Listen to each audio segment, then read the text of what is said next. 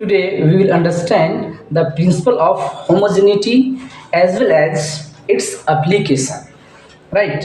At first, we'll going to state the definition of principle of homogeneity. According to principle of homogeneity, in a physical, in a correct physical equation, all terms have the same dimension. Okay. For example, suppose a plus b equal to c. This is a correct physical equation. Okay, according to principle of homogeneity, the dimension of this physical quantity, each term, I have said each term of correct physical equations have the same dimension. It means dimension of this physical quantity equals to dimension of b equals to dimension of c, right? So for second example, suppose s is equal to ut plus half at square. This is equation of motion. Okay, this is distance. This physical quantity is distance ut, initial distance, time, acceleration, time. So according to principle of homogeneity, if this equation is correct, then according to principle of homogeneity, dimension of this physical quantity should be equal to dimension of ut and dimension of at square. Okay, now we will check it, is it correct or not. So dimension of a, dimension of s equals to, since it is distance, so dimension of s is equal to l. Dimension of ut, dimension of ut, this is velocity and this is time. So dimension of velocity equals to l tp minus 1 and time t. So finally the dimension of e2 is equal to l. Similarly at square. Okay, dimension of at square. Acceleration dimension is l tp minus 2 and this is t square. So t square. Finally dimension is l. So according to principle of homogeneity, if this physical equation is correct, then according to principle of homogeneity, each term have the same dimension. देखिए, each term have the same dimension. Okay. Next application of principle of homogeneity is to check the correctness of given physical equation. For example, we have equation s is equal to ut plus 1 upon 2 at square, and the second equation is s is equal to ut plus at square. Now we will check this two given equation is dimensionally correct or not. Like in first equation, we can write the dimension of LHS physical quantity, which is distance. Okay, so the dimension of distance is equal to L, right? Similarly, RHS side physical quantity have dimension ut. Ut is equal to dimension of ut L. Similarly, dimension of half at square. Since 1 upon 2 is constant, so this have no dimension, dimensionless quantity at square, and this has dimension L. Okay, so from this interpretation, left hand side dimension is equal to right hand side dimension. So we can say the first equation is dimensionally correct. It is dimensionally correct. Similarly, the second equation is also dimensionally correct, but the given equation is not right equation, because 1 upon 2 is eliminated. Okay, so this equation is dimensionally correct, but this equation is not correct.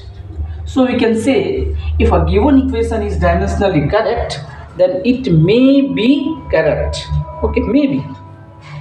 Here example says. Now second example, taking second example, suppose we have an equation like dx upon root under a square minus x square is equal to 1 upon a sine inverse 1 upon a. Using principle of homogeneity, check the given equation is dimensionally correct or not. For this, we use the principle of homogeneity. So the dimension of left hand side physical quantity equals to L. Okay, LHS physical quantity is dimension, and RHS physical quantity dimension equals to 1 upon A, which is equal to L to the power minus 1. Here we are assuming that A have dimension distance, you have dimension, okay, which is equal to distance. A is distance. Here we say that LHS is not equal to RHS. So the given physical equation is dimensionally incorrect. Okay, so you can say if a given equation is dimensionally incorrect, then definitely the given equation is incorrect, right? The second application of dimensional analysis is to find the relation between physical quantities, provided that a unknown physical quantity depends on some known physical quantity, right, and some other factors. For example, a physical quantity E, okay, a physical quantity E depends on known physical quantity, mass and velocity. Okay, to some factors like to powers A and B, right? Then we can find the relation between these three physical quantities. The process is to find the relation. How can find the relation between this physical quantity? The process is, at first, remove this proportionality sign. For this, E is equal to K m to the power A L to the power B. Okay, first step. And now the second step is write down the dimension of both side physical quantity. So here this is energy and its dimension is m Lp square Tp minus 2, and here K is constant. Here m mass to the power A, and here L is velocity here. Okay, here C is velocity, L is velocity. This is mass and this is velocity. Okay, velocity. So here the dimension of velocity is L Tp minus 1 to the power B. Then simplify this dimension, m L square Tp minus 2 K m to the power A L to the power B and T to the power minus B. Now comparing these two equations, we have m here m. So power is 1 and a. According to principle of homogeneity, a equals to 1, right? Similarly, compare the power of L, which is left hand side 2 and right hand side p. So b equals to 2.